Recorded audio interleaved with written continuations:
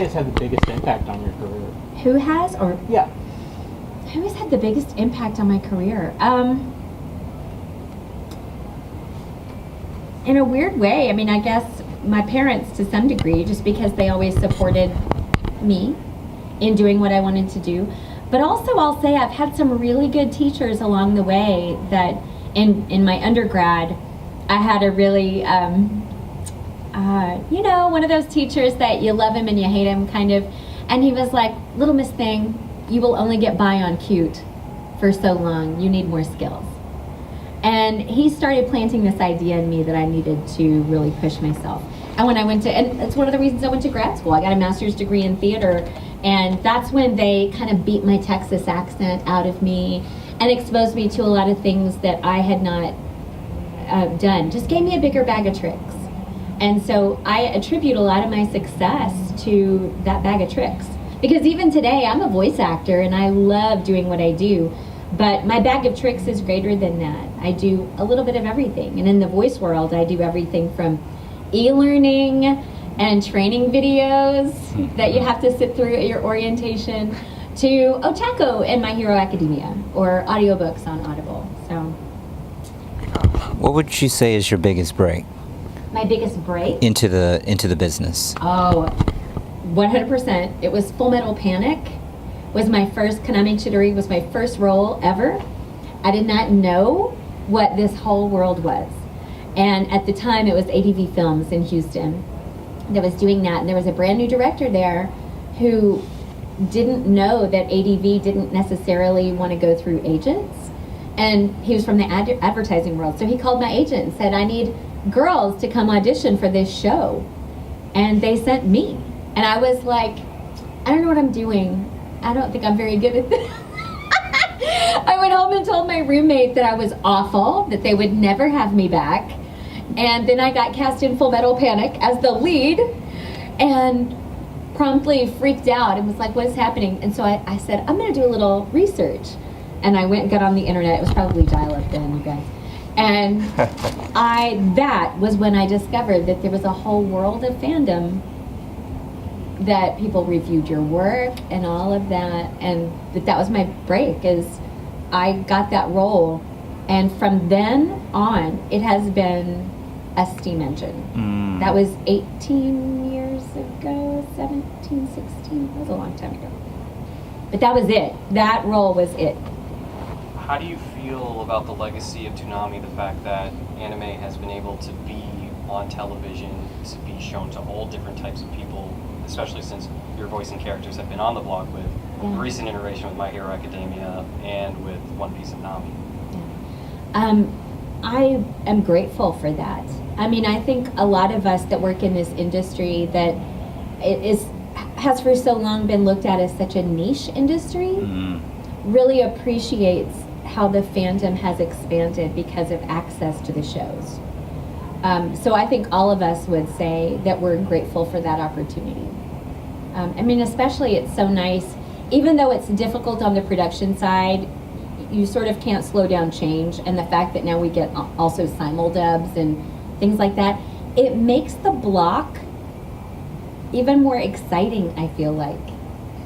You know, like as the fandom increases, it's almost like, and we get to talk about it and share it more on social media and stuff, that it becomes this event, this community event every Saturday night, you know. It's cool. Nice. It's cool. Having gotten a master's in theater, was choosing to do graduate work in theater a hard sell for any of your friends and family, that you wanted to put that kind of money and time? Well, yes, because I had to go to Louisiana. I went to LSU in Louisiana to do it. They didn't want me to leave Texas. But this is the thing of youth, right? It might have been a hard sell. I don't remember, because I was just going to do what I wanted to do, right? Isn't that what you're like when you're 22? You're just like, I don't care what you think. I'm going, you know, and I won't have any money, and I don't care. It's kind of how I felt about it. I also went, I remember, on an assistantship. So we got a certain stipend a month. I mean, it was not enough to, it was peanuts. It was something like $4.25 a month, I think. But that helped. But I don't know. That's the thing. I don't remember asking for permission.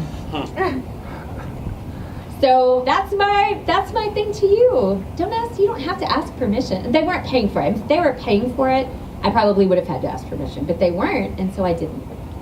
I just did what I wanted to do. Go forth, kids. Make your path. I know that you normally have the shortcut. Was it subconscious or on purpose to have the Ochako hairstyle today? You know, it was not on purpose. Okay.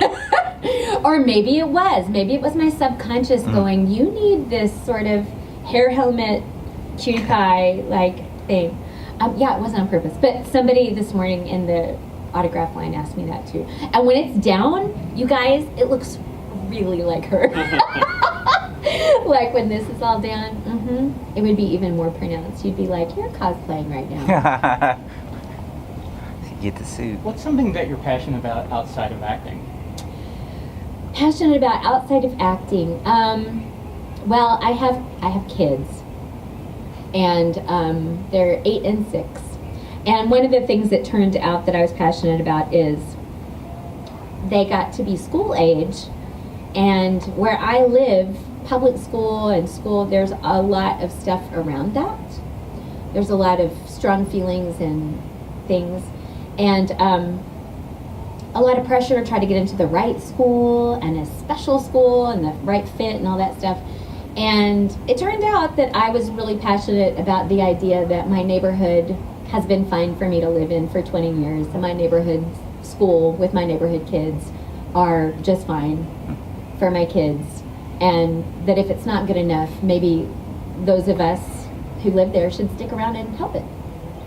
So that's what we've been doing for 4 years now. I've been PTO president, and all kinds of things. But really what that is just, that's a story of like being a good neighbor, I feel like, and what kids deserve, all kids, and sort of fighting for that on a local level. I've gotten into that. Excellent. Yeah. What is something that you thought was true for a really long time and then found out wasn't? What is something I thought was true for a really long time and I found out it wasn't? I know there's a deeper answer, and you're not asking about like song lyrics, because those are there are a myriad of those. I've been there. Perfectly valid. But really, no. I like on the silly side of that is there are tons of things that I think are true that are not. Especially because I'm a reader, there are words all the time that I say with utter confidence that then the director or somebody goes, "You've been mispronouncing that lo these many years." And you're like, yeah, I'm a professional, it's great. But I think the older you get, some of us are older in the room, the more you're like, I thought things about people.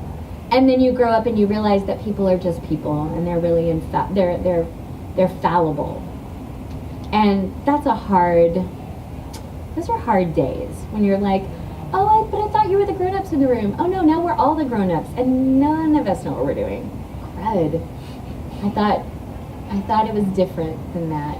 I thought it was different. I thought the people in charge were always making the best choices, right? And it just doesn't happen like that. That is a huge bummer to me. Same. What's it been like to watch this meteoric rise of My Hero Academia to where people have been equating it to the Dragon Ball Z of this generation? Whoa! You being a part of it. Man, that would be so cool if that was true. What a great show for it to happen to. I'm ecstatic. I feel really fortunate. I mean, I should have said that earlier, that my success is dependent on these directors who hire me and put me in the role, right? And so Colleen, in fact, I wasn't auditioning up at Funimation for new shows. I was in One Piece, which, goes on forever. I was in One Piece, but I wasn't taking on anything new because I don't live in Dallas, and I was involved. I had kids at home in Houston. There was this thing. But I was up there recording on One Piece one day, and they were having auditions for My Hero. And I was just hearing the buzz in the building that day. And I went and found Colleen and I was like, hi, can I audition for this one? And she was like, would you? Would you please audition for this one? So I knew, I had a sense, you know these shows that everybody is excited to be a part of. And I think we knew it was going to be a good show. I don't think any of us could have seen that it would be this successful. But how wonderful that it is. It's worthy. What a great show. And what I love, one of the things I love about this show is, I mean, you've got your main characters that are amazing, but everybody's amazing. All of them are great. All of the actors are great. All of the bad guys are great. It's just such a great ensemble show. Makes it, I think, so much more enjoyable, that everybody is wonderful. Also, I think the message of this show is so relatable. It's going to bring in people who maybe wouldn't give anime a chance. It's a perfect gateway show, I think, for that. Also, just the message of the show that it doesn't matter what your quirk is or what your thing is. It can be Bakugo's insane quirk or a tiny little thing. It's all valuable. There's a place for all of it. It all matters. It's all worthy of nurturing. And there's a place for it. That's a long-winded way of saying, I get to be in this show! I'm so excited. I think it's great. I just love it. And it's exciting to see so many heroes walking around these cons. It's awesome. What keeps you motivated? What keeps me motivated? I'm not really sure. I work with great people. I have a great job. It's widely varied.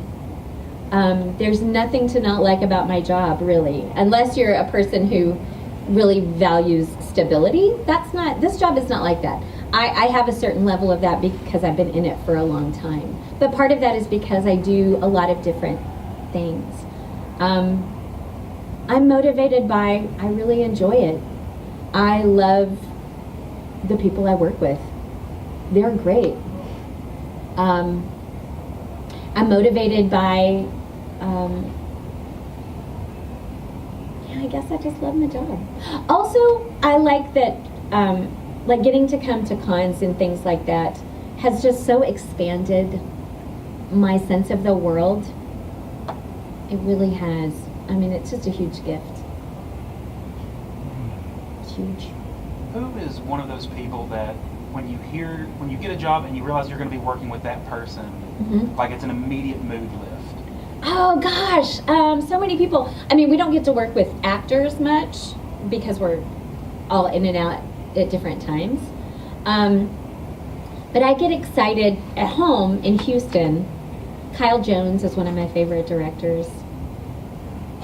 We go way back. We go so far back. I've known these people, like his son is 15. I remember when that kid was born. So we all go back to old ADV days. Always Kyle is going to be. I love working with Colleen, Mike. We just all go back. But really, I mean, I was recently working with some of the newer directors, especially at Funimation. There are some newer directors, and that is super exciting because I want them to, again, I don't live up there, so whenever I get to see them and meet them at cons and work with them, it's super cool. They're the ones. It's always got to be a cycle, and I like them to feel supported and welcomed, and they bring fresh energy. It's good. It's good. Speaking of quirks, if you had your choice, which quirk out of the show would you choose? Out of the show, I would probably choose Momo's quirk. I think Momo's quirk. I mean, you have to know how to make it, but yeah. I think that would be really valuable.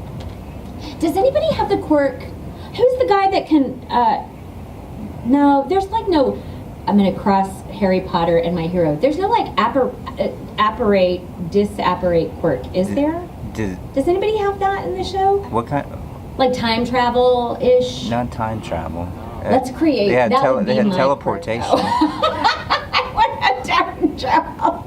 Well, really not time travel. I just want to be able to be like there's the guy who can sink into the wall and stuff. Right. Or into the floor and. 1 million. But wouldn't it be great if I could wake up in Houston and be like, I need to be in a studio in Yeah, the teleportation Dallas. would help. That'd be so great. I could do that. Or I would multiply myself. Who's got the multiplicity? The ex, that guy. He's like, right. He's a villain, right? Yeah, twice. Right. Yeah. That's pretty cool too. We have about 5 minutes left. How excited are you to get the call back to record more Nami for One Piece, with the legacy of One Piece being one of the biggest Oh animes Lord, ever? bring it. That's what I say is bring it. I remember when I got that phone call because everybody and their dog auditioned for One Piece. When after Funimation got it after 4 kids, everybody was auditioning, and then the Japanese chose the cast. And when Mike called me, I remember I was in my bedroom in Houston. He was like, honey, they've chosen you for Nami, but you need to know it's got 1 million episodes and you don't live here. Can you do this? And I was like, yes! Like, what are you going to say? No. Yes, I will do it. So that's been over 10 years of my life doing that character. And how awesome. What a great thing, and what a great experience to get to be in a show where we all know each other so well. We know our voices so well. We know how it all should sound. And just recently I went back and started watching this show again at episode 1. Just like staring down the barrel of these hundreds of episodes. But I just wanted to, I feel like it's been so long that sometimes you get away from remembering what it was like. And anyway, I just started it and was like, why is Mike McFarland as Buggy the Pirate, the best character in the history of ever? He's amazing! And that's why he's Mike McFarland. But I had forgotten how great Buggy is. So yes, I say bring it. It's always so exciting too. I know that One Piece, like Dragon Ball Z, like these shows, so many of these shows are parts of people's childhoods. And it's special. Whenever I see people who've watched most of One Piece, it's like, not worthy. That's a commitment. Those are people unafraid of commitment. Date them. We have 2 more questions. Dos más. You mentioned being a reader. When you're ready to start a new book, what is your go-to genre? What is my go-to genre? It was for a while, I was just wanting nonfiction. I was wanting like memoirs and biographies and things like that. But I will tell you, right now I'm in a fiction phase, and it feels kind of cheesy, but it's totally true. Like I just did the whole series of the vampires. Oh Lord! And there was a TV show on it. Somebody help me. Not Twilight, but the Vampire. Yeah. Not the Vampire Diaries. Gosh dang it. Anyway, it's been that. I listened to this whole epic trilogy of vampire love. And I've narrated those books too, because I tend to narrate, I get a lot of YR stuff, young reader stuff, and romance novels. I narrate a lot of romance books. Blush, yes, totally. My wife But probably heard you. she probably has. There's these books by R.S. Gray. They're the best. Fox and Hound is the best romance novel I've ever narrated.